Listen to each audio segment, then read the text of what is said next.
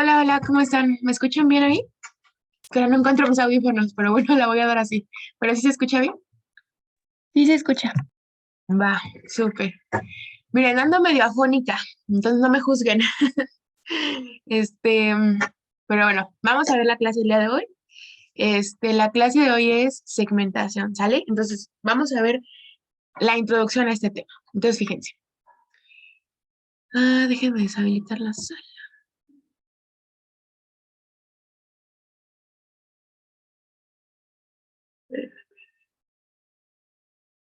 Ahí está.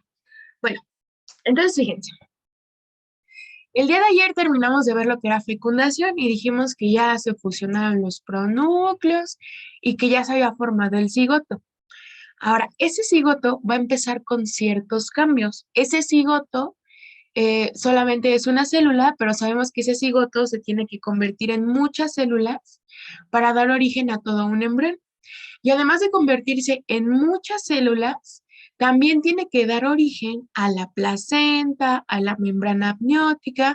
O sea, no solamente le va a dar forma al bebé, sino que también le va a dar forma a todas las estructuras que le ayudan al bebé a mantenerse pues dentro de un medio, que le pasen nutrientes, etcétera, etcétera. Además, ese cigoto tiene que llegar a un lugar en específico, porque no puede andar por ahí flotando. Acuérdense que la fecundación se dio en la ampolla. Entonces, tiene que irse a otro lado que sea más seguro, que tenga más nutrientes y que sea un ambiente, pues digamos, suficiente para darle todas las cosas que el embrión necesita para crecer. Entonces, básicamente eso es lo que vamos a ver el día de hoy, ¿sale? Segmentación tiene una parte muy molecular y tiene una parte, digamos, muy celular, ¿ok? O sea, así como de cómo se dividen las células, etcétera, etcétera. Entonces, una parte se las voy a dar yo ahorita y otra parte se las va a dar mi amigo al ratito ¿a qué hora le sigue? A las 6 de la tarde, ¿no? Entonces, ay, creo que me va a dar gripa, no, mientras no saco visto todo bien. Bueno, entonces, ya saben, cualquier duda me avisan. No vamos a usar plantilla para el día de hoy porque son como dibujos sencillos y no vamos a escribir tanto. Entonces, pues si quieren, váyanle tomando fotitos y si quieren ir anotando cosas extra, lo pueden hacer, ¿va? Entonces, hay tres eventos así que son muy, muy, muy importantes en este proceso de la segmentación. Entonces, el proceso número uno es que vamos a ver factores que son genéticos, o sea, cuáles son los genes que influyen en esta segmentación. Luego vamos a ver un proceso que se llama compactación y por último vamos a ver un proceso que se llama polarización. Marco, o sea, mi compañero al ratito que se llama Marco, les va a dar los procesos genéticos y la compactación. Yo me voy a saltar hasta la polarización, pero van a ver que no, o sea, les voy a dar una introducción a esto para que se den una idea. Lo van a ver más detallado al rato, pero a lo que a mí más me interesa y la parte más importante de esto es la polarización, ¿sale? Entonces, no se preocupen, vamos a ver un súper resumen para que lo entiendan y al ratito ya lo van a ver así como a más profundidad y a más detalle, ¿ok? Entonces, genéticos, compactación y polarización. Vamos a empezar. Ayer nos quedamos en que cuando se da esta fusión de los pronúcleos, pues finalmente restablecíamos el número cromosómico. Mm, Finalmente restablecíamos el número cromosómico y entonces ahora sí le decíamos que esto era un cigoto. Ahora, ¿se acuerdan que dijimos que siempre que escucháramos la palabra desmetilar, desmetilar significaba activación? Entonces aquí se acuerdan que más o menos el espermatozoide, el material genético que tenía dentro del espermatozoide se empezó a desmetilar porque era uno de los pasos de la formación del pronúcleo. Pero ya cuando aquí se forma el cigoto y está todo el material genético dentro de una sola célula, todo el material genético, tanto masculino como el que venía del óvulo, todo comienza a desmetilarse por completo. Ajá. ¿Y por qué se quiere comenzar a desmetilar? Porque los genes tienen toda la información necesaria para que el cigoto empiece a tener cambios. O sea, Este material genético tiene las instrucciones que le van a decir al cigoto, oye cigoto, tienes que empezar a dividirte en tanto número de células. Oye cigoto, tienes que empezar a desplazarte hacia tal lugar. Entonces, yo no funcionaría si mi material genético está inactivo. Lo tengo que desmetilar para activarlo y empezar a darle las señales al cigoto de qué es lo que tiene que hacer ahora para el desarrollo embrionario, ¿sale? Entonces, el material genético embrionario tiene que comenzar a activarse, es decir, se tiene que desmetilar. ¿Para qué? Para que transcriba. La transcripción es un proceso por el cual tú activas ese material genético y lo conviertes a ARNM, etcétera, etcétera. ¿Para qué? Para que este material genético produzca proteínas. Entonces lo desmetilas, se activa, produce ARN mensajero. Ese ARN mensajero codifica para proteínas específicas. Esas proteínas específicas son esos productos funcionales que van a ir a mandar señales de qué es lo que tiene que hacer el cigoto. Va de nuevo. Desmetilas, activas ARN mensajero. Ese ARN mensajero codifica proteínas específicas y esas proteínas específicas son las que le dicen qué tiene que hacer ese cigoto. Vamos a tener tanto desmetilación del material genético paterno como desmetilación del material genético materno. Y es bien importante que conozcamos este concepto. ¿Por qué? Porque no se desmetila el 100% del material genético. Va de nuevo. No se desmetila, eso sí anótalo, no se desmetila el 100% del material genético. Hay algunos genes, por ejemplo, o sea, este es un ejemplo que no es así, pero es para que te quede más claro. Imagínate que hay un gen que codifica para, ay, déjame acuerdo de un ejemplo. No sé, para el color de, no es que el color de cabello no es ese. Eh, ok, hay unos genes que codifican la predisposición de, de, de la morfología de tu cara, ¿sale? Porque en la morfología de la cara intervienen muchos genes de que si vas a tener los ojos grandes, de que si vas a tener la nariz bonita, o que si no, si vas a tener los labios chiquitos, los labios más gruesos, las cejas más gruesas, menos pobladas, etcétera, etcétera, ¿no? Hay unos genes que codifican para eso. Si yo activo esos genes que codifican para eso en el genoma paterno, ya no necesito que también los active el genoma materno, porque ya con el paterno tengo suficiente. Entonces, ¿cuál es la idea? La idea es que hay algunos genes que se activan en el genoma paterno y que se silencian o se inactivan en el genoma materno, porque no debo tener la misma información. O sea, ¿para qué tener genes repetidos o información repetida si con una sola instrucción es suficiente? ¿Sale? Entonces, va de nuevo. Hay algunos genes paternos que se activan y algunos genes maternos que se inactivan o que están silenciados. Y es bien importante que esa regulación sea adecuada, de que unos se activan, otros están inactivos. No quiere decir que no están ahí, sí están ahí, pero están metilados, están inactivos, ¿sale? Y es importante porque si esta metilación, que debería estar bien regulada, llega a tener algún error y se activa un gen repetido o se activa un gen que no debería estar ahí, vienen algunas patologías, ¿sale? Y a esto de la metilación y la desmetilación y que si se activa o que si se inactiva, es a lo que conocemos como impronta parental. Entonces, la impronta parental hace referencia a la metilación, o sea, a la inactivación, o a la desmetilación de ciertos genes que nos dan ciertas características, ¿sale? Eso lo vamos a ver más adelante. ¿Sí me entendieron esto de la impronta o alguien tiene alguna duda?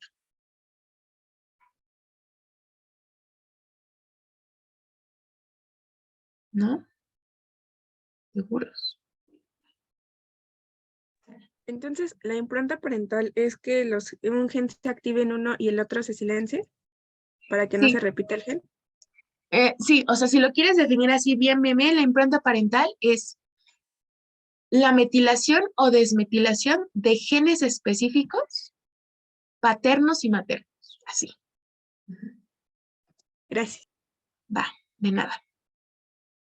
Esto de la desmetilación ocurre 4 horas después de la fecundación, ¿sale? Entonces, se da la fecundación, se da la fusión de los pronúcleos, empieza a haber cambios y hasta 4 horas después de la fecundación se comienza a activar este material genético, o sea, se comienzan a hacer estos cambios de metilación, desmetilación, activación de los genes, ¿sale? Entonces, eso es como un dato curioso, eso me lo preguntan, pero es importante que sepan que no es como inmediato, sino que pues es un proceso tardado, ¿no? Entonces, 4 horas después de la fecundación ocurre eso.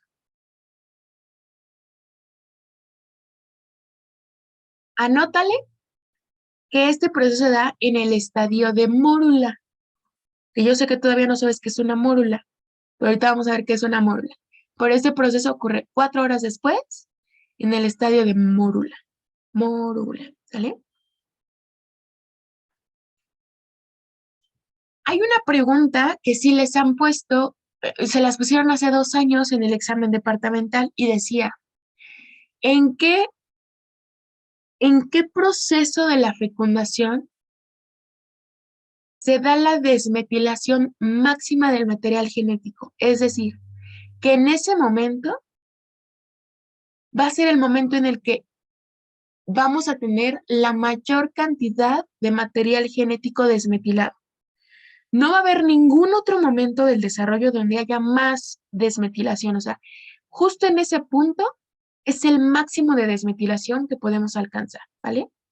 Y entonces ahí la respuesta es, nuevamente, en el estadio de mórula.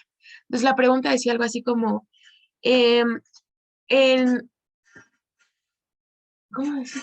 En los procesos de segmentación, ¿en qué fase las células se encuentran en un grado de desmetilación máxima? O sea, ¿en qué momento hay desmetilación máxima? Entonces la respuesta es que la desmetilación máxima se da en un estadio de mórula. Insisto, ahorita vamos a ver qué es una mórula. Pero bueno, anoten bien eso, tómenle fotito porque ese datito sí es bien importante. Mórula, ¿eh? Mórula.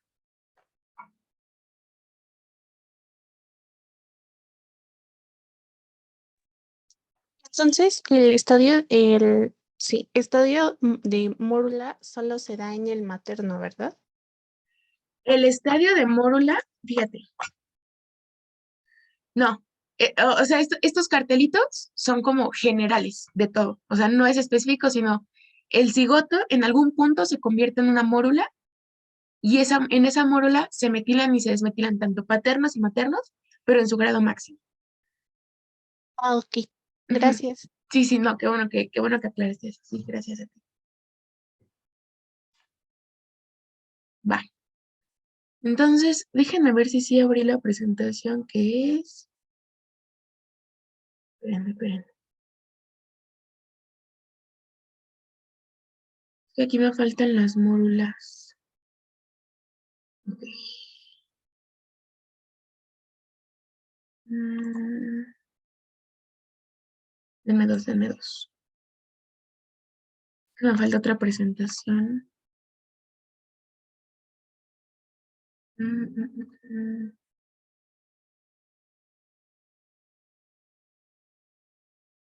mm, Aquí está. A ver, ahí les va.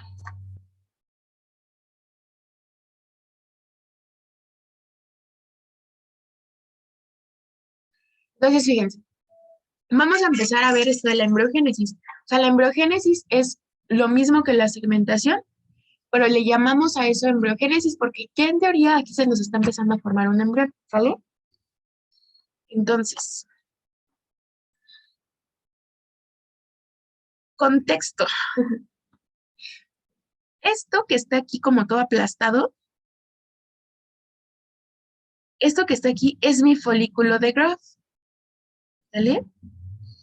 El folículo de Graf salió nuestro óvulo, ¿ok? Bueno, nuestro ovocito secundario. Este ovocito secundario fue captado por las fimbrias, que son estas de aquí. De las fimbrias se transporta a la ampolla o a la ámpula. Y aquí en la ampolla o en el ámpula se da la fecundación, o sea, todos los procesos de que la reacción acrosómica, la reacción cortical, la reacción de soma, que el reconocimiento, todo eso que vimos en la fecundación se dio aquí, ¿vale? Luego, ya se dio la fecundación y se forma un cigoto. Este cigoto, fíjense, tiene que comenzar a desplazarse por toda la tuba uterina hasta llegar a esto que está aquí, que es el útero, ¿sale? Esto es el útero. Estas son las tubas uterinas, estas son las fibras, ¿ok? Entonces, el cigoto tiene que comenzar a desplazarse. Si me empiezan a llorar los ojos es porque me va a dar gripa, pero no me juzguen, no estoy llorando, se los prometo. Entonces, el cigoto tiene que comenzar a desplazarse hacia lo que viene siendo nuestro útero, ¿ok? Entonces, fíjense, al mismo tiempo que se está desplazando por las tubas uterinas, o más bien por la tuba uterina, porque solamente está de un lado, al mismo tiempo que se está desplazando, se está segmentando en más células, ¿ya vieron? Aquí ya hay 2 células y ha pasado un día. Aquí ya hay 4 células y han pasado 2 días. A los 2 días y medio después de la fecundación, ya tengo 9 células. A los 3 días después de la fecundación, ya tengo 16 células. 4 días y ya tengo 58 células. Y además vean que aquí eran como puras bolas de células y aquí como que ya se están organizando de alguna forma dentro ahí rara, ¿no? A los 5 días después de la fecundación, vean, ya tengo 107 células y ya formaron hasta como un cosito raro aquí, ¿no? Entonces, al mismo tiempo que se desplaza, se está dividiendo nuestro cigoto. Ya le vamos a dejar de llamar cigoto cuando ya tiene muchas células. Entonces, aquí hay varios eventos importantes. Primer evento importante. A los 4 días, perdón, a los 2 días, cuando tenemos 4 células, en ese momento se desprende la corona radiada, ¿sale? Porque cuando se dio la fecundación, el espermatozoide atravesó esas estructuras y dijimos que, por ejemplo, la zona pelúcida se hace más gruesa, etcétera, pero las estructuras siguen ahí pegadas a nuestro cigoto. Entonces, a los 2 días, la corona radiada, que acuérdense que eran esas células de la granulosa, se desprende. Entonces, si te preguntan en qué momento o en qué día el cigoto, o ya le puedes llamar el embrión, pierde la corona radiada, entonces la respuesta es que se pierde la corona radiada 2 días después de la fecundación. Eso es bien importante. 2 días después de la fecundación se pierde la corona radiada. Luego, ¿qué otro dato importante? Ya cuando estamos en el tercer día, o sea, eventos importantes. En el día 1 es un cigoto. En el día 2 pierde la corona radiada. En el día 3 ya no le voy a llamar cigoto. En el día 3, como ya tengo 16 células que están formando como una morita, entonces ahora en el tercer día le voy a llamar mórula, ¿vale? Mórula, tercer día. Luego, en el cuarto día ya no le voy a llamar mórula, ahora le voy a llamar blastocisto. Ahorita le digo por qué se llama así, ¿no? En el cuarto día le voy a llamar blastocisto. Y ya después de este blastocisto comienza algunos cambios más específicos que ahorita vemos. Pero digamos, esos son los cambios en los primeros días. Día 1, cigoto. Día 2, pierde corona radiada. Día 3 es una mórula de 16 células. Y día 4 es un blastocisto de 58 células, ¿sale? Entonces, cada día hay un cambio importante. Cada día hay un desplazamiento importante de nuestro cigoto. Este blastocisto tiene que llegar aquí a nuestro útero. Y en el útero, ¿se acuerdan que teníamos dos capas? Teníamos una capa que era endometrio basal. Ay, no. Teníamos una capa que era endometrio basal. ¿Se acuerdan de eso que lo vimos en ciclo sexual? Y teníamos otra capa que era endometrio funcional, ¿no? Entonces, espero que se acuerden. En el útero tenemos dos capas. Una capa de endometrio basal, que esa siempre estaba ahí, y una capa de endometrio funcional, que aquí ya tuvo que haber proliferado, ya tuvo que haber producido nutrientes, ya tiene sus arterias espiraladas, etcétera, etcétera. Está engrosado, ¿sale? Y como hay embarazo, las hormonas impiden que se desprenda esta capa y por lo tanto no hay menstruación, ¿sale? O sea, si tú estás embarazada, no hay menstruación, porque dijimos que la menstruación era esta capa funcional del endometrio. Pero aquí no hay menstruación porque no voy a desprender la capa funcional, porque en esa capa funcional yo voy a implantar a mi blastocisto, ¿sale? Entonces la implantación se da en el endometrio funcional, en el útero. Esta implantación de que esto agarra y se mete al útero y se implanta, como que se planta, o sea, literalmente se planta dentro del útero, ocurre de 6 a 8 días después de la fecundación. Entonces, fíjense, en el día 5 se sigue dividiendo y aprox, ya en el día 6 ya llega aquí al endometrio y se implanta, ¿sale? De 6 a 8 días después de la fecundación se implanta en el endometrio. Y dato bien importante, para que se pueda implantar, se tiene que quitar la zona pelúcida, ¿sale? O sea, aprox, la zona pelúcida la pierde entre el día 5 y el día 6, ¿ok?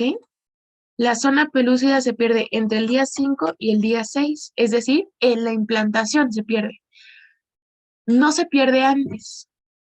Tiene que ser ya hasta que llegó al útero y ya hasta que está a punto de implantarse, ¿sale? Entonces, no se pierde antes, se pierde justo cuando ya se va a implantar la zona pelúcida. ¿Cuándo? Aprox día 5, día 6. Este es como el súper resumen de lo que es segmentación, ¿sale? O sea, segmentación está aquí resumido. Ya con Marco van a ver cuáles son los genes que le dicen divídete en 2, divídete en 4, divídete en 16. Forma esta cavidad de aquí, llámate blastocisto, ¿sale?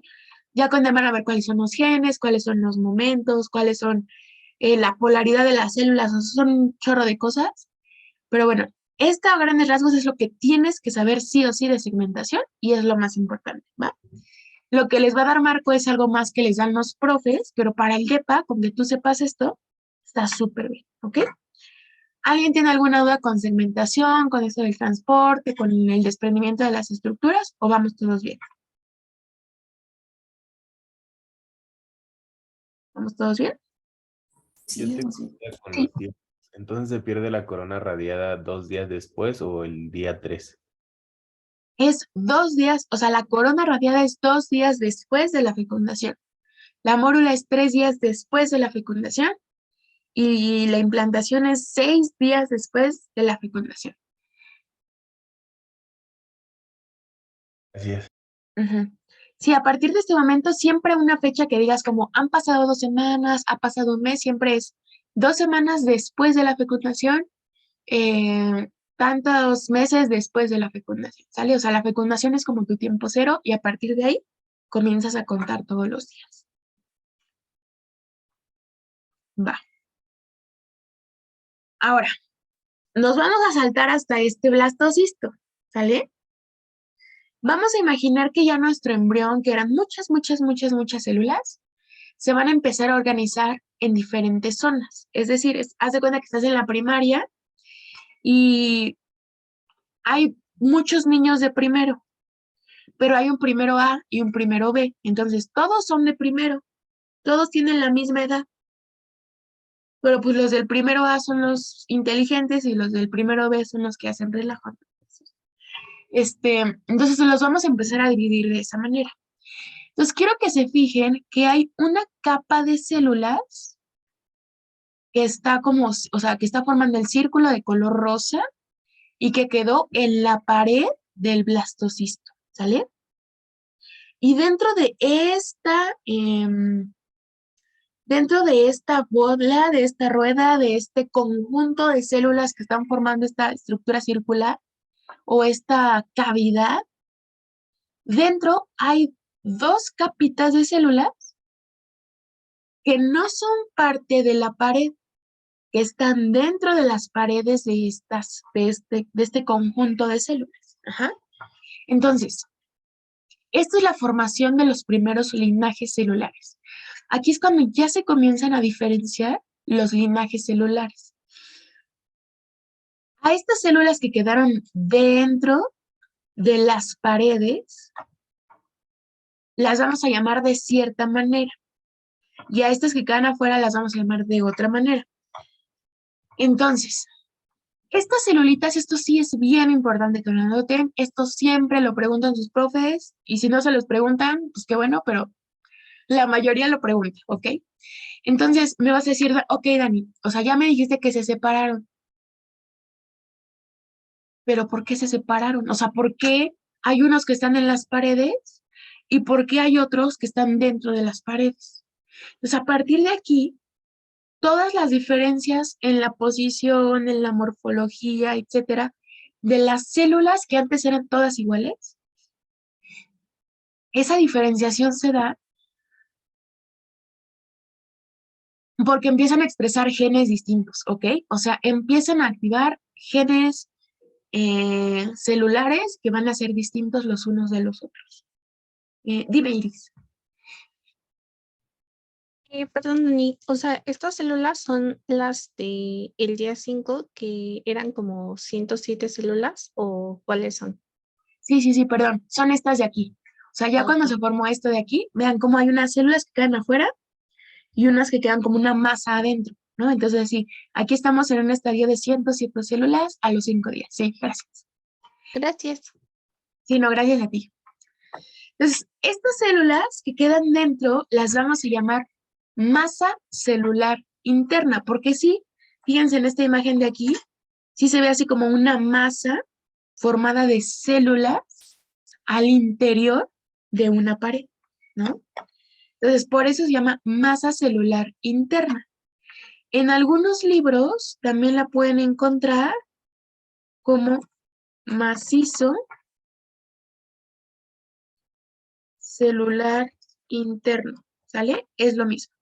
Masa celular interna y macizo celular interno es exactamente lo mismo.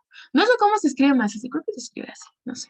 Bueno, y masa celular interna, ¿sale? Pero lo más común es masa celular interna. Ahora, esta masa celular interna adquirió esa morfología y esa característica de conglomerado al interior por la expresión de tres genes que son bien importantes, ¿sale? Primer gen, esto sí, anótenlo y esto sí se lo tienen que aprender, ¿sale? Hay genes que yo les voy a decir, o sea, es importante que sepas que existe, no te lo tienes que aprender. Estos sí te los tienes que aprender, sí o sí. Entonces, la masa celular interna expresa un gen que se llama OCP4, un gen que se llama NANOG y un gen que se llama SOX2, ¿sale? Así como SOX United, De hecho, de ahí salió nuestro nombre de Sox United. Dijimos, ¿cómo le ponemos? Y así empezamos a decir un buen de palabras. Un día les contamos cómo surgió Sox United. Pero así estábamos ahí hablando y de repente dijimos, pues Sox United, ¿no? Entonces, pues sí. Bueno, entonces, ¿cuáles son los los tres genes de la masa celular interna? OCT4, NANOG y SOX2, ¿sale? Esta masa celular interna ya la habíamos visto por ahí en alguna clase, no sé si se acuerdan, que les dije, esta masa celular interna se va a dividir en un epiblasto y en un hipoblasto, y del epiblasto va a salir el cuerpo del embrión. Más o menos ya la habíamos tocado, pero no la habíamos visto específicamente. Entonces, de esta masa celular interna va a salir todo el cuerpo del embrión y algunas estructuras extraembrionarias, no todas, algunas estructuras extraembrionarias. Ahorita les digo cuáles son las estructuras extraembrionarias.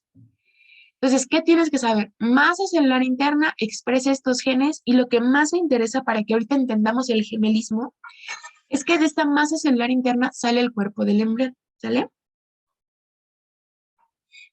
Luego, las células que quedan aquí rositas rodeando en las paredes se llaman trofoblasto, ¿sale? No sé por qué por qué le pusieron ese nombre, pero se llama trofoblasto.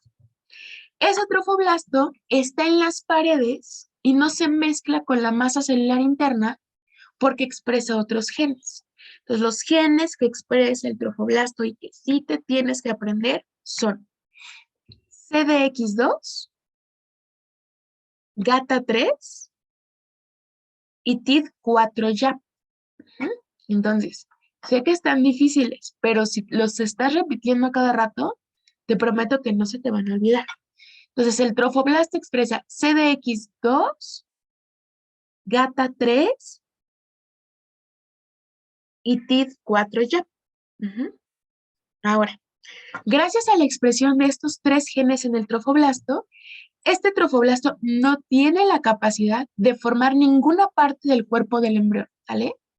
Este trofoblasto no puede formar ninguna parte del cuerpo del embrión, no es capaz de hacer eso, pero sí es capaz de formar estructuras extraembrionarias.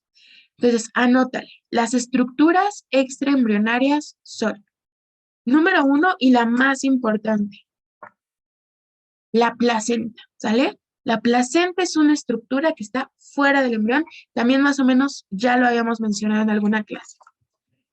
Siguiente estructura extraembrionaria, el saco vitelino. Siguiente estructura extraembrionaria, el cordón umbilical. Siguiente estructura extraembrionaria, membrana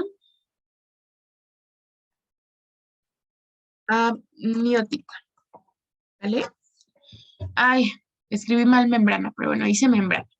Ahora, lo importante de esto es que la placenta viene del trofoblasto. ¿Ok? La placenta viene del trofoblasto. La membrana amniótica viene del trofoblasto. El saco vitelino viene de la masa celular interna. Lo voy a poner acá arriba. Y el cordón umbilical tiene ambos componentes. Va de nuevo. La placenta y la membrana amniótica son estructuras extraembrionarias que vienen del trofoblasto.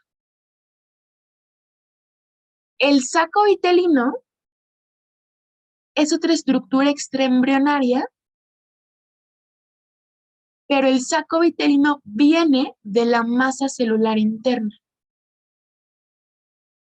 Y por último tenemos al cordón umbilical, que tiene tanto componente de la masa celular como componente del trofoblasto. ¿Ok? Entonces, eso es importante porque, por ejemplo, hay unos bebés gemelos que tienen dos placentas o que solo tienen una placenta, que tienen una membrana amniótica o que tienen dos membranas amnióticas, y con esto vamos a ir comprendiendo por qué unos tienen dos, por qué otros tienen uno, etcétera, etcétera, ¿no?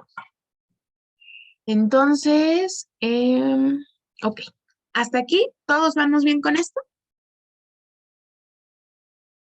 El saco vitelino es de la interna porque forma parte del intestino, se podría decir. Exacto, el saco vitelino, ¿se acuerdan que dijimos que era como un globito que le salía? Y justo viene del intestino medio. Entonces, es un alargamiento del intestino medio que como se alarga tanto, queda por fuera de los límites del embrión y por eso le llamamos estructura extraembrionaria. Pero sí, viene del intestino medio y el intestino medio pues es parte del cuerpo del embrión y viene de la masa celular interna. Así es. Gracias, Dani. Sí, de nada. Dime, Pau. Yo tenía una duda, entonces, después, bueno, a partir del día 2 ya se le puede llamar embrión. Sí, a partir del día 2, o sea, ya le puedes empezar a llamar embrión, porque ya empezó a formar células embrionarias, vaya. Ujú. Lo ideal, mira, fíjate, lo ideal es que en el día 2 le sigas llamando cigoto en división, en el día 3 le llames mórula, en el día 4 le llames blastocisto, y ya digo, eventualmente le vas a empezar a llamar embrión porque ya va a empezar a tener cuerpo de embrión, ¿no? Pero sí, tú le puedes llamar así desde que ya se está fecundando, ya se está formando el embrión. Ujú. Va, Sí, gracias. de nada. Muy bien, ahora, cuando se está formando esta cosa, bueno, este blastocisto, porque esto se llama, voy a anotarle aquí. Dime, Iris. Perdón, la placenta y la membrana amniótica eran del trofoblasto, ¿verdad? Sí, Sí, placenta y membrana amniótica es trofoblasto. Saco gracias. vitelino es masa celular interna y cordón umbilical es de ambos componentes, ¿va? Ok, gracias. Súper. Muy bien. Entonces, este blastocisto que tiene un trofoblasto y tiene una masa celular interna, se va a polarizar. ¿Qué quiere decir que se va a polarizar? Que va a tener dos polos, ¿sale? Yo en esta célula, a ver, en esta célula, por ejemplo, en la mórula es nada más una bola, ¿sale? Que es igual por todos lados. A ver. Es una bola que es igual como por todos lados, entonces tú la puedes girar y es igual aquí, es igual aquí, es igual aquí, es igual aquí, ¿no? O sea, no hay una diferencia en esa mórula. Pero ya cuando se formó el blastocisto, es como si al blastocisto yo le hubiera puesto esta pancita morada. Espero que estén viendo mi cámara, ¿eh? Esta pancita morada de aquí. Entonces, toda la bola es el trofoblasto y estas celulitas de aquí, pues son la masa celular interna, ¿no? Entonces, la masa celular interna está en una zona específica de este blastocisto y por eso va a adquirir una polaridad, porque yo aquí estoy viendo a la masa celular interna.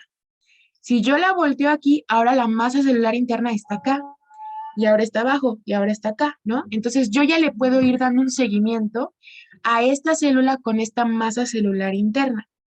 Eso quiere decir que va a adquirir un polo, es decir, la zona de nuestro blastocisto que tiene a la masa celular interna pegada, ahí adherida a esa pared, que no se combina, pero que está adherida en esa zona, le voy a llamar polo embrionario. Ujú. Entonces, la zona del blastocisto que tiene a nuestra masa celular interna, pues es el polo embrionario. Y yo ya le puedo dar un seguimiento y puedo decir, ah, el polo embrionario ahora se fue a la derecha. El polo embrionario ahora está abajo.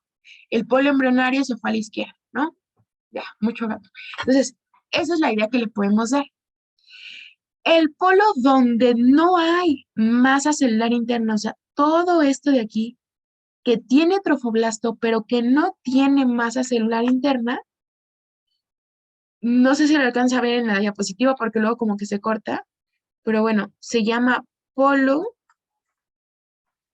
abembrionario, o sea, de que no tiene embrión, ¿sale? Entonces, esto es lo que les decía de la polarización, que hay un polo embrionario y un polo que no tiene embrión, ¿sale? Dentro de nuestro blastocisto.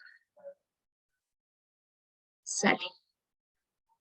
Polo embrionario, masa celular interna.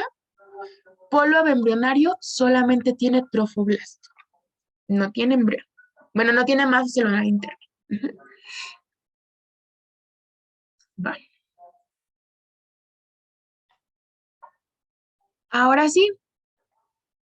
¿Seguros que ya no hay dudas con esto? Porque si no, no le van a entender al gemelismo, ¿eh? Ya nadie tiene dudas. ¿Ya todos están claros? Va, conste. Bueno, si hay dudas, no importa, me regreso, no se preocupen. Ahí les va. Vamos a tener un primer tipo de gemelismo.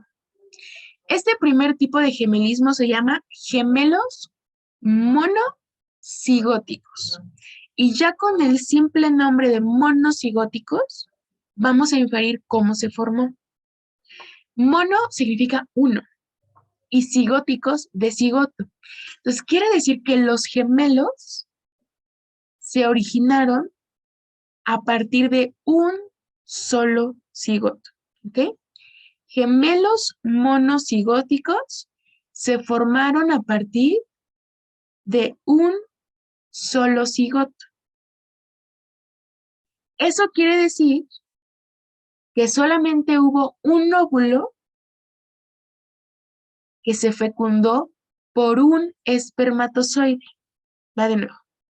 Los gemelos monocigóticos se originan a partir de un solo cigoto. Y si se originan a partir de un solo cigoto, si yo nada más formé un cigoto, quiere decir que solamente hubo fecundación de un óvulo, pero bien importante, no se vayan a confundir. Fecundación de un óvulo por un espermatozoide, no por dos, por un solo espermatozoide, ¿sale? Eso es bien importante. Dijimos, no tienen que llegar más de 2 espermatozoides. No, porque si llegan, ocurre algo malo. Por eso tenemos tantos bloqueos de la polispermia. Solamente tiene que llegar un solo espermatozoide, ¿sale? Un sinónimo con el que pueden encontrar a los gemelos monocigóticos es con el sinónimo de idénticos, ¿ok? Entonces pueden ser gemelos monocigóticos o gemelos idénticos. Ahora, el mecanismo más común de los gemelos monocigóticos es una subdivisión de la masa celular interna. Y estoy diciendo más común porque hay otros mecanismos. Pero si les llegan a preguntar algo en el DEPA, casi siempre preguntan este o sus profes, porque digamos es el más común, ¿sale? Entonces, el mecanismo más común de gemelos monocigóticos que se dio por un solo cigoto, por fecundación de un óvulo, por un espermatozoide, es que se subdivida la masa celular interna. Entonces, fíjense, esta masa celular interna conserva las características de totipotencialidad. Esta masa celular interna conserva todavía las características de ser totipotencial. Aquí nada más era una masa y esta masa iba a generar todo un bebé. Algo ocurrió, ¿quién sabe qué ocurrió? Todavía no se sabe bien, pero algo ocurrió que esta masa se dividió en dos partes. Y entonces, esta parte número 1 me va a dar un embrión 1 y esta cosa número 2 me va a dar un embrión 2. ¿Vale? Entonces, como son totipotenciales, todavía estas células tienen la capacidad de volver a dividirse y por sí solas crear un solo embrión.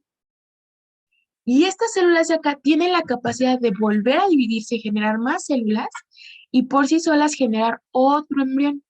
Entonces, fíjense, Los gemelos monocigóticos o gemelos idénticos que se dieron por la fecundación de un óvulo por un espermatozoide se dan, o el mecanismo más común es que sea por una subdivisión de la masa celular interna, la cual conserva sus características de totipotencialidad y por lo tanto voy a tener 2 embriones, pero la clave aquí es los 2 embriones están dentro del mismo trofoblasto, ¿ok? Dijimos que el trofoblasto nos va a dar la placenta y la membrana amniótica. Por lo tanto, estos embriones van a quedar dentro de la misma membrana amniótica y van a compartir la misma placenta. Entonces, un gemelo monocigótico son 2 embriones, perdón, un gemelo monocigótico que se forma por subdivisión de la masa celular interna va a formar 2 embriones, pero una sola placenta, ¿sale? ¿Por qué una sola placenta? Porque el trofoblasto no se dividió. El trofoblasto solo es uno y está conteniendo a ambos embriones, ¿sale? Entonces, 2 embriones, una placenta. Eso es lo más importante de aquí. ¿Dudas con esto? Está bien fácil, ¿no? O sea, de verdad está muy sencillo si lo entendemos así. ¿Dudas con estos gemelos monocigóticos?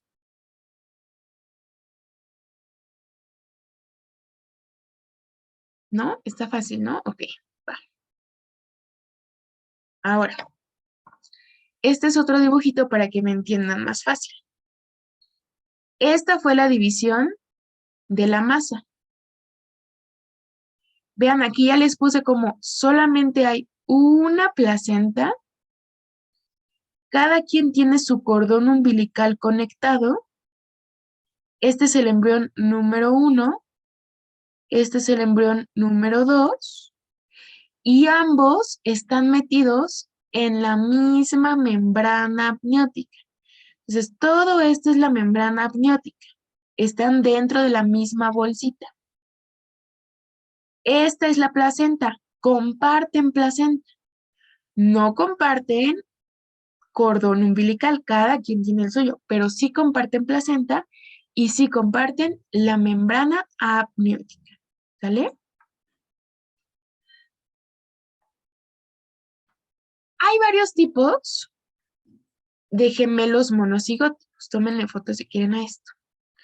Hay varios tipos de gemelos monocigóticos.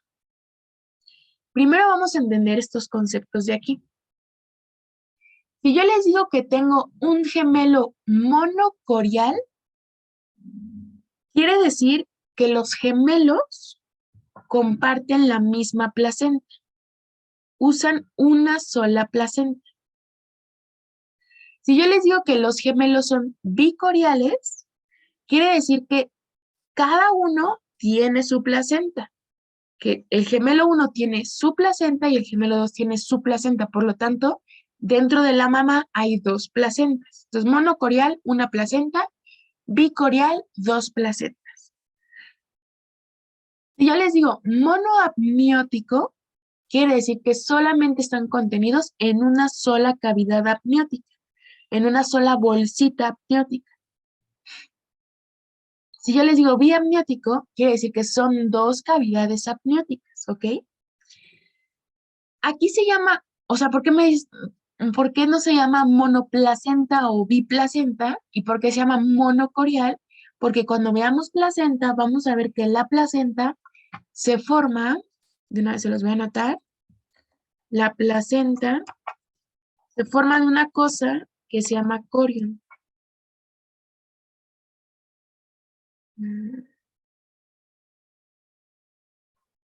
¿Ok?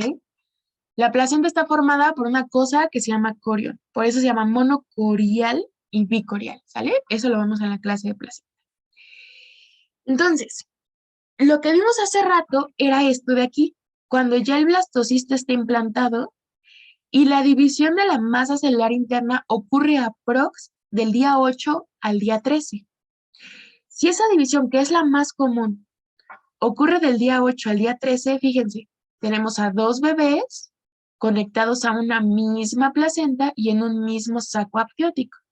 Y por eso yo a esos gemelos les llamo monocorial, una placenta, y monoamniótico, una membrana amniótica. ¿Qué pasa si sigue siendo monocigótico? ¿Por qué? Porque solamente se fecundó un óvulo por un espermatozoide y solamente formé un cigoto. Pero ¿qué pasa si por alguna razón, cuando estamos en el día 3, la mórula se divide en 2 mórulas? O sea, la mórula está junta, compacta, pero algo pasa en esa mórula que se divide en 2 bolitas y entonces me forman 2 mórulas. Entonces, cada mórula va a dar un embrión, más bien, cada mórula que se separó va a dar un trofoblasto y una masa celular interna. Vamos a dibujarla para que me entiendan mejor. Esta era nuestra mórula, ¿sale? Algo le pasó a esta mórula que se dividió en 2 mórulas, ¿vale? Entonces, ya no solamente voy a tener una mórula, sino que ahora tengo 2 mórulas. Y cada mórula va a ser completamente capaz de formar un trofoblasto y de formar una masa celular interna, ¿vale? Si la división ocurre en mórula, todavía no se forma el trofoblasto, apenas se iba a formar. Entonces, ahora en lugar de tener una mórula, tengo 2 mórulas. Y cada mórula va a formar un trofoblasto con su masa celular interna.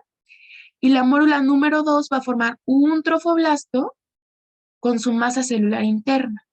Por lo tanto, de esta célula de aquí, pues va a salir un embrión con su propia placenta y con su propio saco amniótico.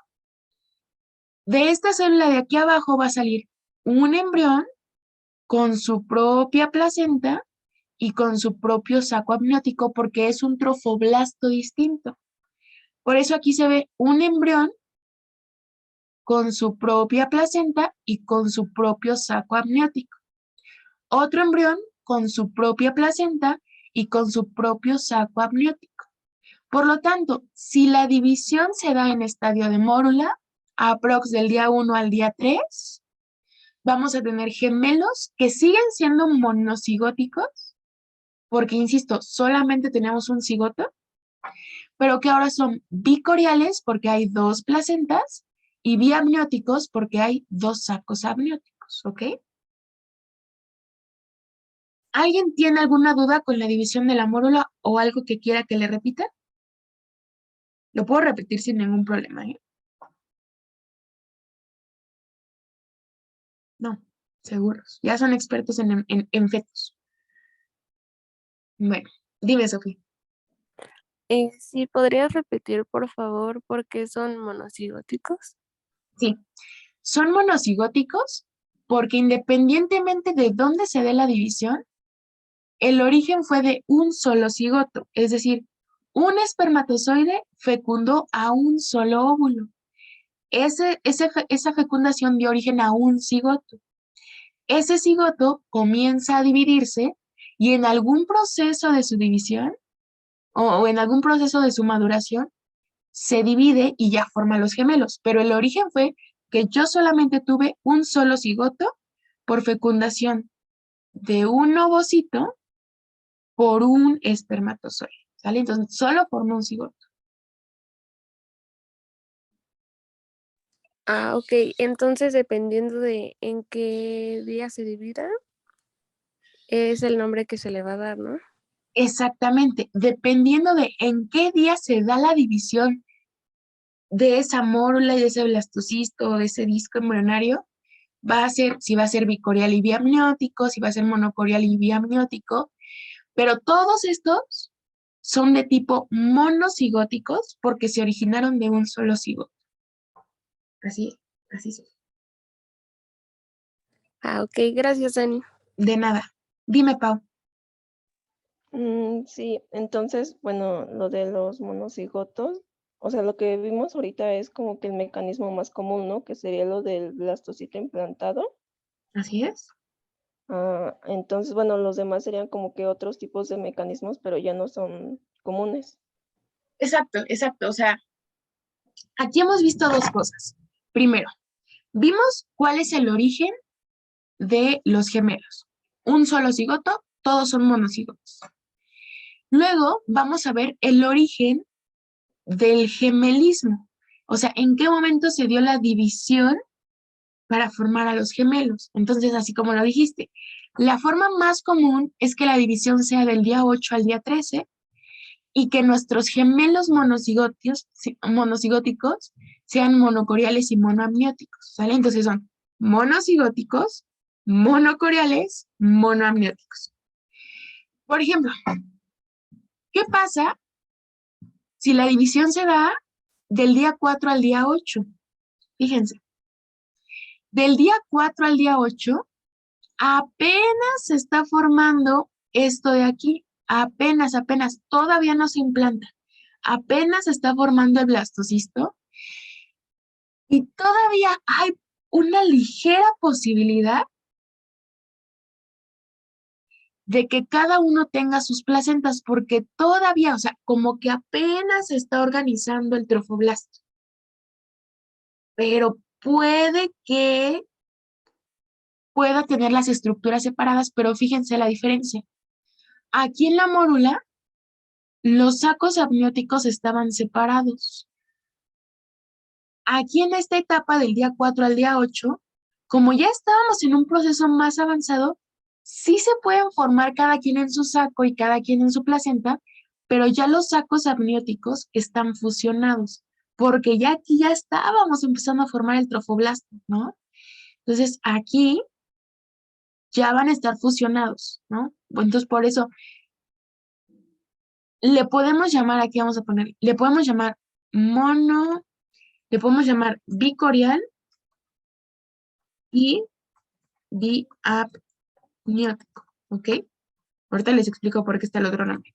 Le podemos llamar bicorial y le podemos llamar biapniótico. Hay otros libros, o sea, aquí son como dos teorías. Una teoría te dice, no, pues es que cada quien forma su placenta y cada quien forma sus aquí, ¿no? Esa es la teoría. Hay otros libros que te dicen que no, que formaron una única placenta, o sea, esto era una única placenta, pero que como ya estábamos en un estadio avanzado,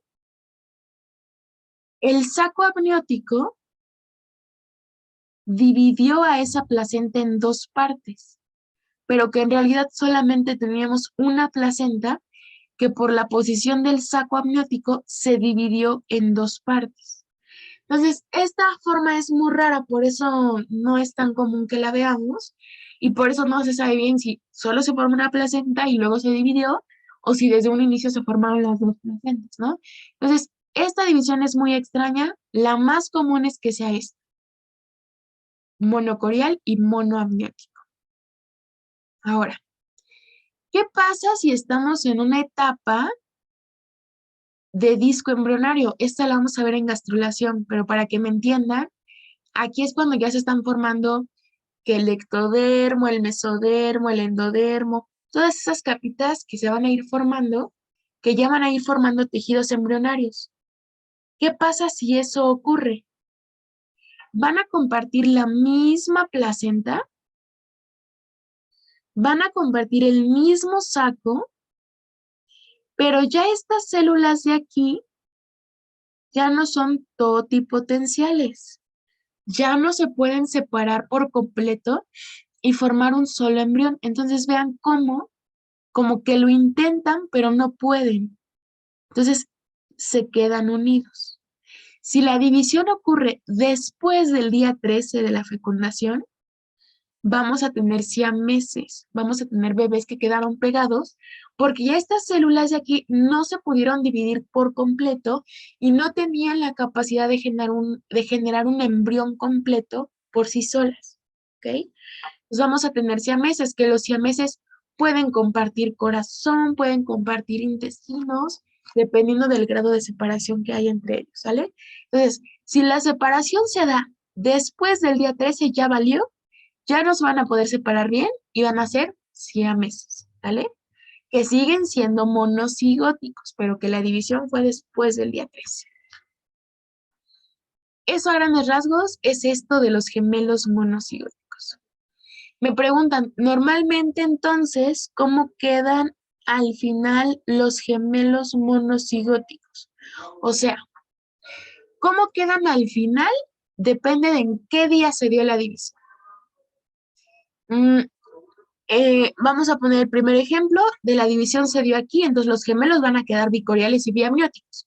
Y así van a empezar a crecer cada quien en su bolsita, cada quien con su placenta.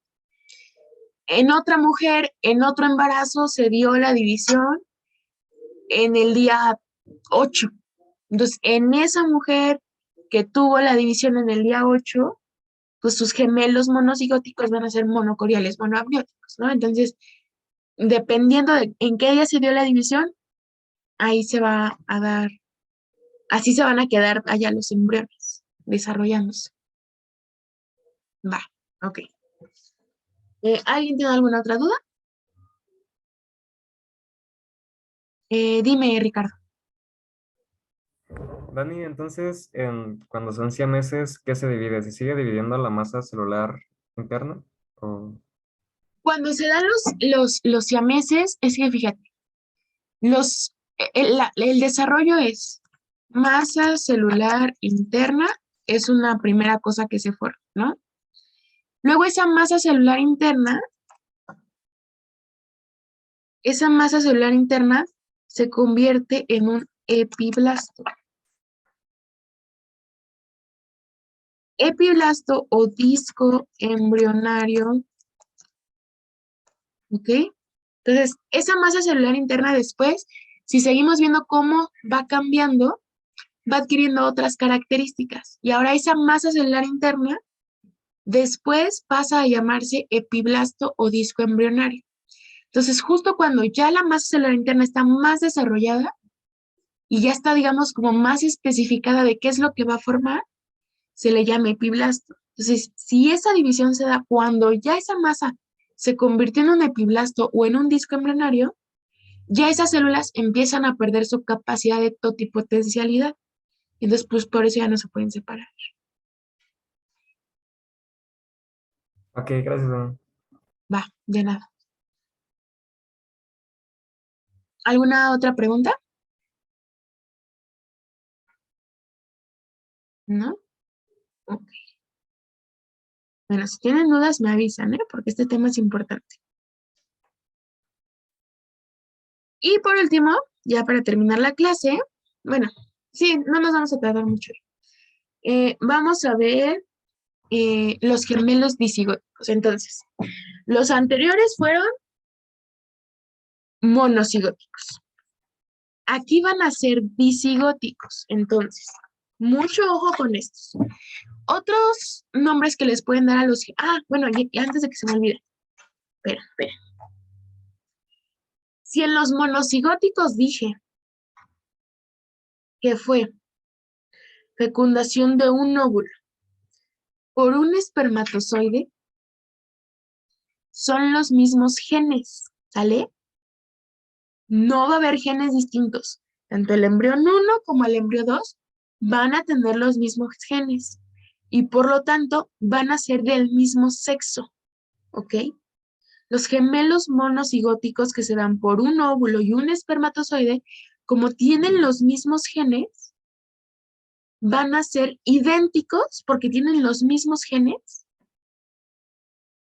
y van a ser del mismo sexo, ¿ok? Los monocigóticos siempre son del mismo sexo.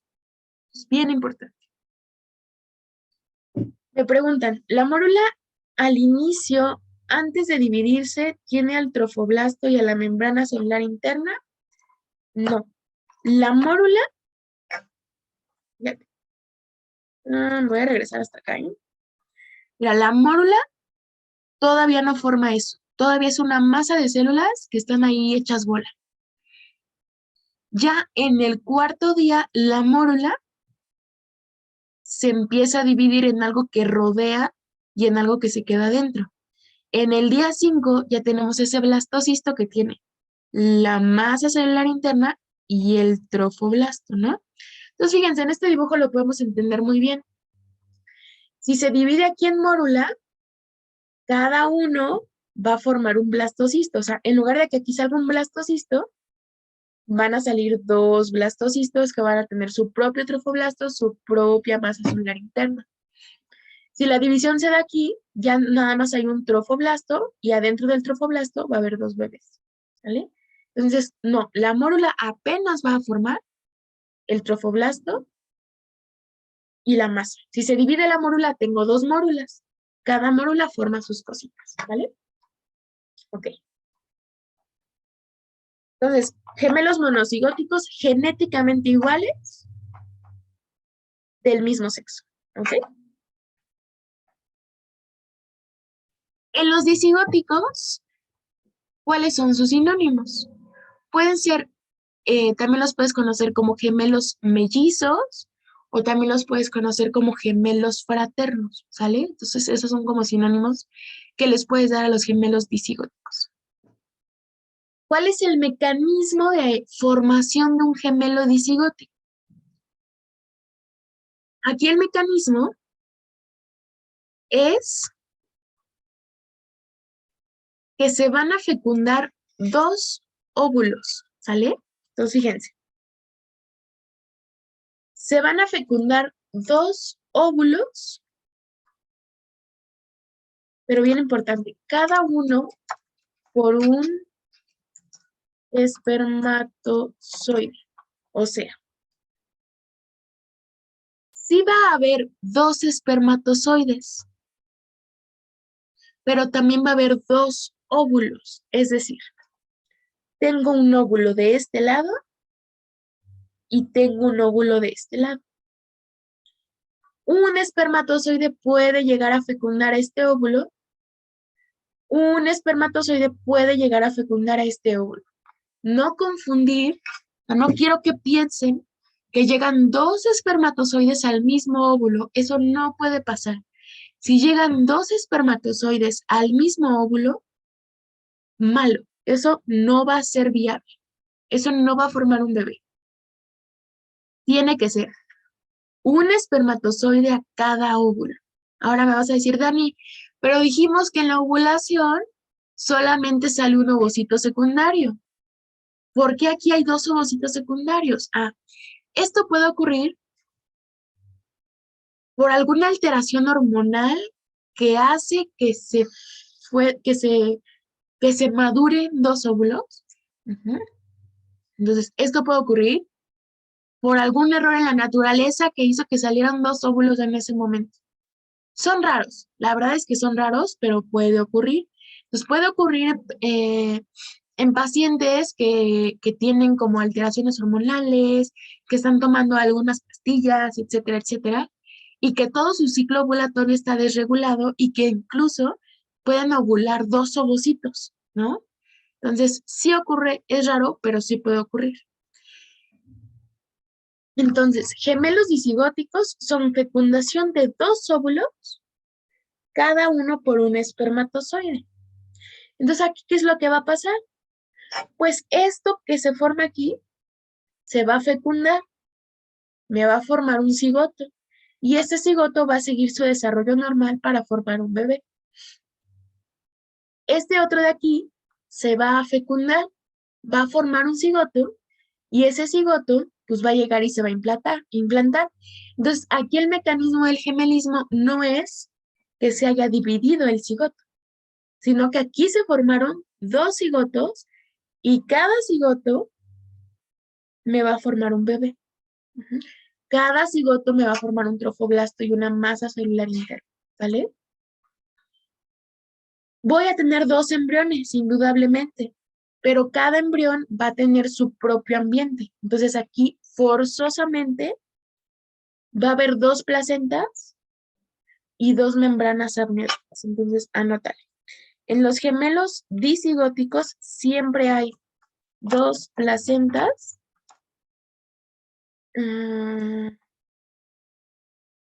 y por lo tanto van a ser bicoriales.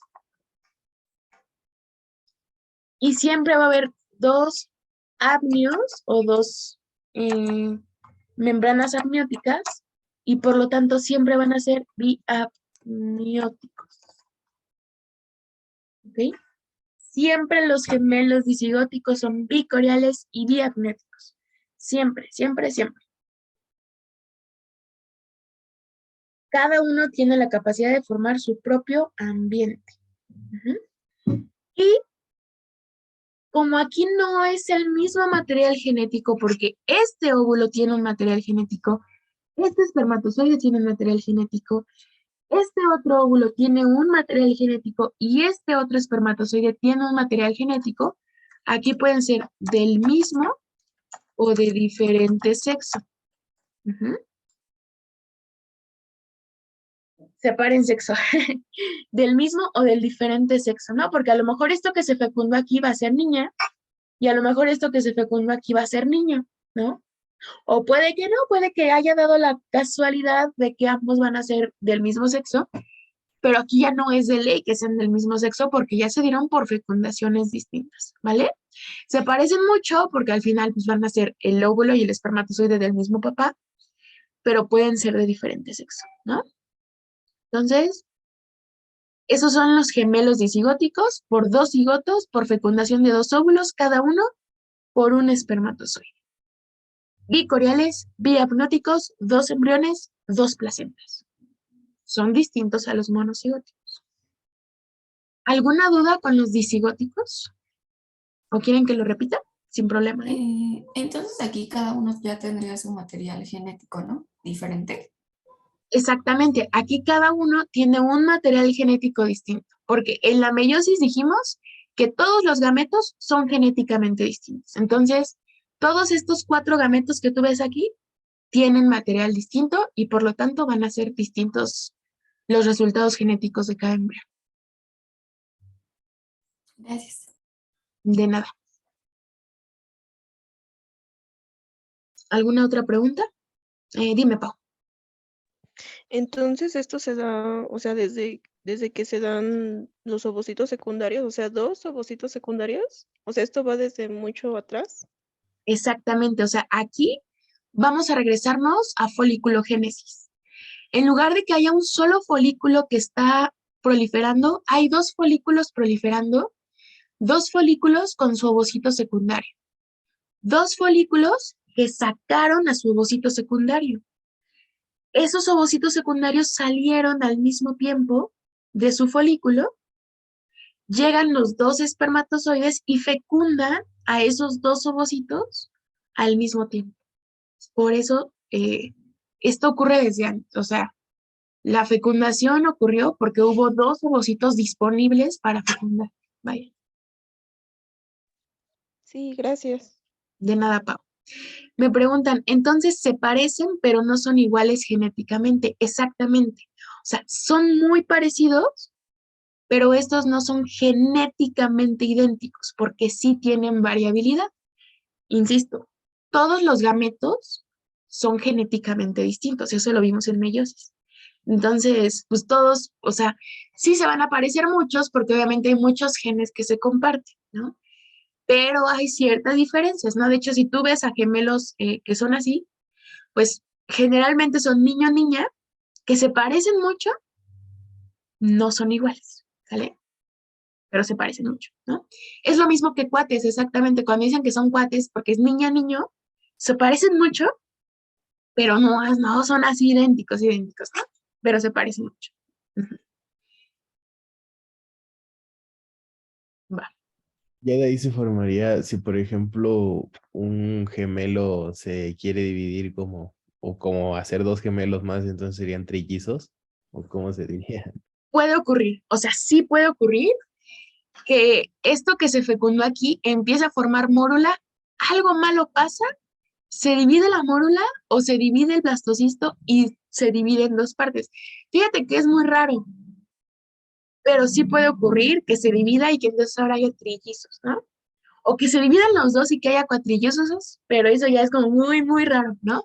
Normalmente cuando los embarazos son de trillizos o de cuatrillizos, eso ocurre cuando el método de embarazo es como por, ay, se me fue la palabra. O sea, cuando te inyectan a ti los óvulos para que o sea, te fertilicen a ti el óvulo, vaya, o te implantan un óvulo ya fertilizado. O sea, normalmente ya cuando son así de 3, de 4, de 5, de 6, eso ya es por métodos, digamos, medio artificiales, ¿no? No tan naturales, sino que ya es como en esos embarazos que tú quieres quedar embarazada y entonces te tienen que implantar un óvulo ya fecundado o te tienen que poner por ahí algunas cosas hormonales, etcétera, etcétera. Y como es algo artificial, pues no es tan perfecto y pueden ocurrir más errores, ¿no? Pero así cuando ya son como así que ven en la tele que tiene como 7 hijos, bueno, no, que tiene como 4 o 5 hijos, ya es más que nada porque ya fue un método planeado, ¿no? No tanto porque así se hubiera dado, pero sí. Pero sí puede ocurrir eso que dijiste, sí. Y por ejemplo, para los gemelos monocigóticos, igual puede ser como artificial, que se pueda pues poner algo para que salga así. Más que tú induzcas el gemelismo, es tú, tú manipulas por fuera esa fecundación, ¿vaya? Tú guías la fecundación, tú favoreces la fecundación, ¿no? Entonces, cuando tú favoreces la fecundación, de alguna forma estás modificando los factores que naturalmente tendrían que pasar, porque naturalmente no van a pasar. Entonces, tú lo haces artificialmente y esa modificación que tú haces hace propensas a las células a que tengan más probabilidad de que se dividan, ¿no? Entonces, no es que tú induzcas el gemelismo, tú nada más quieres un bebé, pero como lo estás haciendo artificialmente, eso tiene más probabilidad de tener algún error y de dividirse y entonces dar el gemelismo. Más que nada es eso, ¿no? Ujú. Pero si la pareja quiere tener gemelos, sí se puede así como inducirlo a propósito. Eh, creo, creo que hay, o sea, creo que depende del país, porque creo que hay algunos países donde sí está autorizado eso, hay otros donde no, porque fíjate, o sea, se dice muy fácil, sí va a tener 2 placentas y va a tener ahí dos membranas amnióticas, ¿no? Pero, o sea, imagínate el útero, o sea, es muy difícil mantener a 2 placentas con nutrientes, o sea, si de por sí un bebé ya te quita mucha energía, alimentar a 2 bebés y hacer que crezcan 2 bebés es un relajo. Entonces, normalmente no es como que tú digas, quiero tener gemelos, ¿no? Y si lo quieres tener, supongo que es súper carísimo y creo que solamente en algunos países se puede. Pero normalmente tú no deberías inducir eso porque es peligroso y también algunos embarazos gemelares no llegan a su fin por lo mismo. Son placentas que crecen mucho, que no caben en el útero, que necesitan muchos nutrientes y al final alguno de los bebés no se logra y incluso puede comprometer la vida de la mamá, ¿no? Entonces, no es tan sencillo. Ah, vale, gracias. Sí, Pi, de nada. Me preguntan, ¿y entonces cuando dicen que tienen gemelos es por la genética de los papás o la familia? ¿Tiene algo que ver?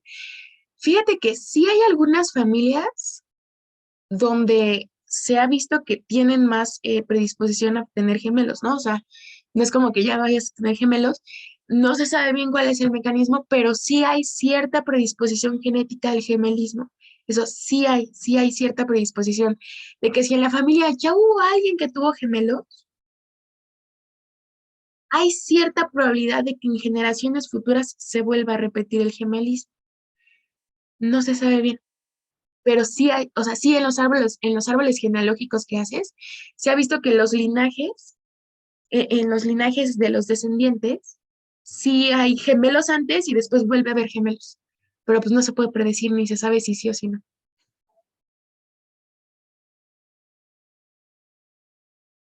Va. ¿Alguna otra duda con esto? Está interesante, ¿no? Con esto del gemelismo.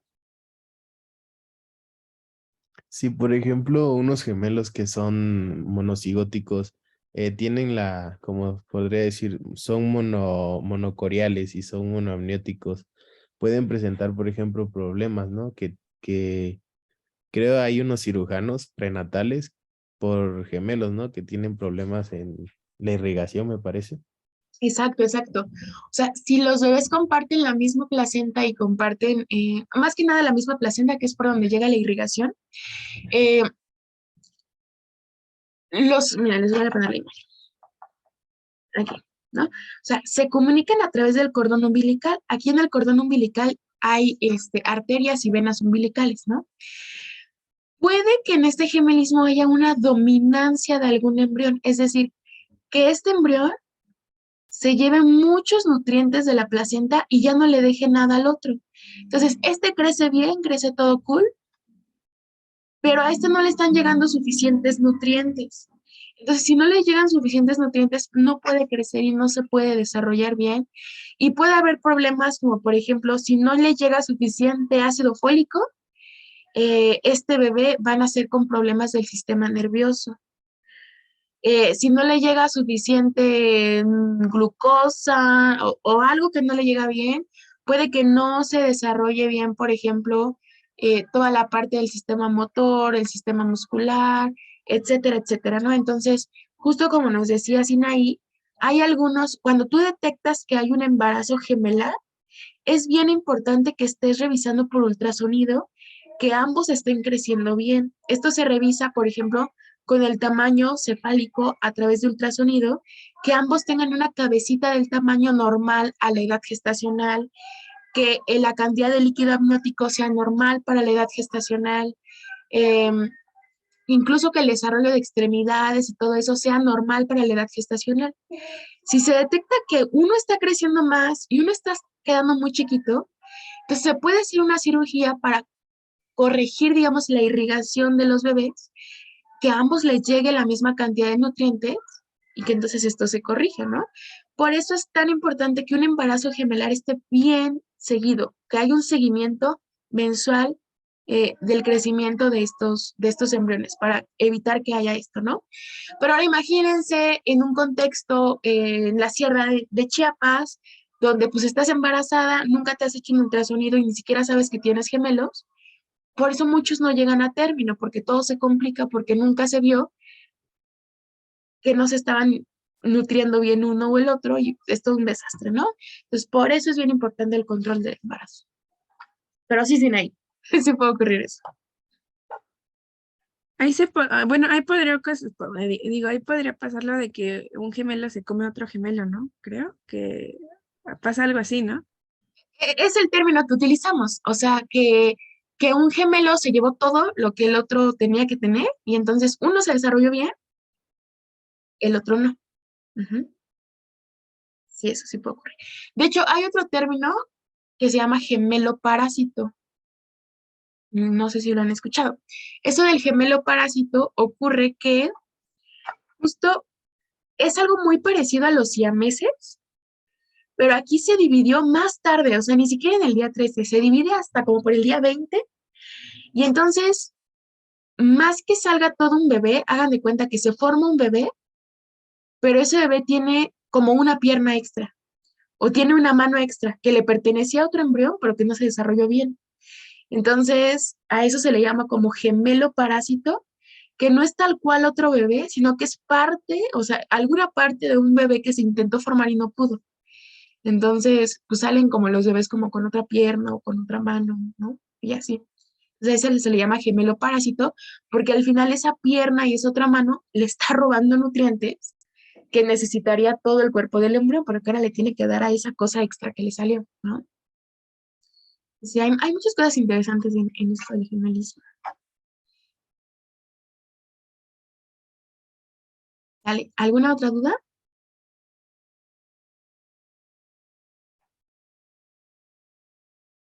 ¿No? Ok.